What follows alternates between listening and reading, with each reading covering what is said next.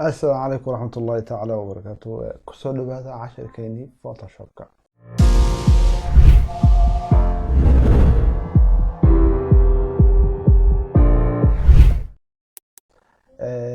waxaa noo socday casharadii imtixaanaha noo ahaa ee barashada Photoshop CC 2020.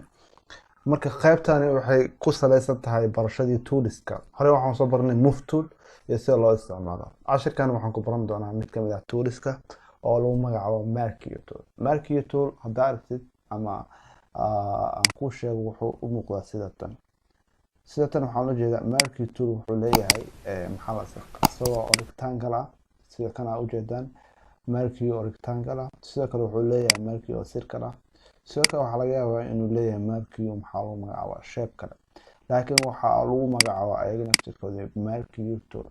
Marquee toolka marka ujeedada loo isticmaalayo waxay tahay, ama haddaan ku tuso waxay tahay, haddaan doorto midka circle-ka image-kan horta ka muuqdo haddaan soo dhageeyo image-kan horta ka muuqdo ayaa meel ka doonayo tusaale camal wejigiisa intaan aan doortay.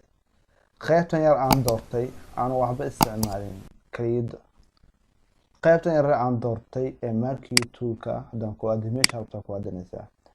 marka waxaan doonayaa wejiga kaliya inaan soo goosto. qofka waxaa laga yaabaa in wejigiis kaliya ama waxaa laga yaabaa sawir waxaa rabta qayb yar kaliya sida loogo camal waxaas camal inaad kasoo goosatid.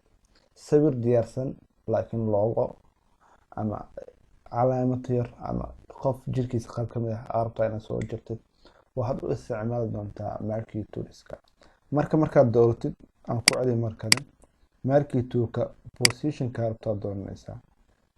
okay, markaad doortid kadib meesha rabtaa ku aadanaysaa.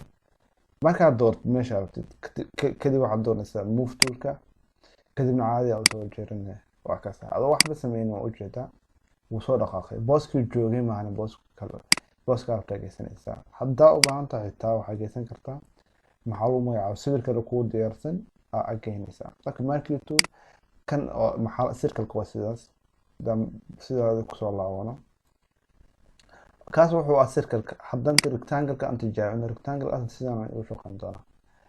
daar tusaale ama sawir meel yaalo maxaa la qayb dhan inaad ka dhex bixisid.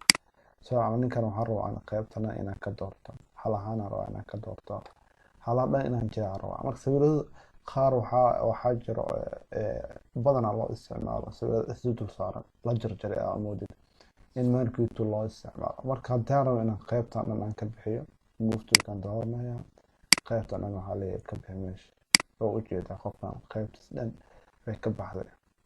okay, haddana markaan soo doorto meel kale ayaan dooran kala tusaale qaybtan aan ka bixin rabaa oo jilbihiisa markaan ka bixiyo kadib move toolka jilbaan soo gooy qofkii dhan waxaa ujeedaa maxaa loo yaqaanaa inaad gogoysay oo qayb ka dhigtay qofkii dhan inaad qayb u bixisay. marka Marquee toolka sidaas ayaa loo isticmaali doonaa. marka Marquee tool waxaan rajeynayaa inaad fahamtay isticmaalkiisa. Marquee tool sidoo kale waxaad u isticmaali kartaa haddaan ku celiyo mar kale haddii tusaale camal qaybtan oo shape-kan oo maxaa lagu magacaabaa si circle-ka aad soo qaato Marquee toolka kadibna qofka wejigiisa aan doorto xilli daay waxaan sameyn jirnay in qaybta move-ka aadno aan doorno toolkan kadibna aan move kareyno. laakiin waxaan sameyn karnaa sidoo kale meesha noo dooran kaliya anoo ka qaadan kaliya aan ka koobiyin karana control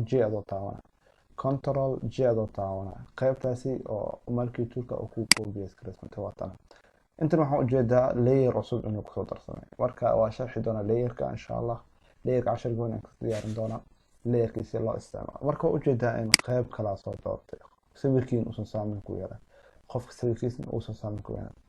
sidoo kale waxaad ka dhigi kartaa wax badan control J kala daawatid weli maxaa loo layerkii waa ujeedaa la waxbuu noqday way isdul saareen haddaad soo qaadid intricate waa kana sidaan ayuu noqonayaa. sidoo kale marka haddaan control J aan dhaho oo ujeedin maxaa la sawirka sidaas soo qaatay control J haddaan dhaho sidaan soo qaatay sawirkii macnaha koobiyeen oo waxaa waaye sawirkii kale aan maxaa lagu magacaabaa sawirka asalka aan saameyn ku yeelan.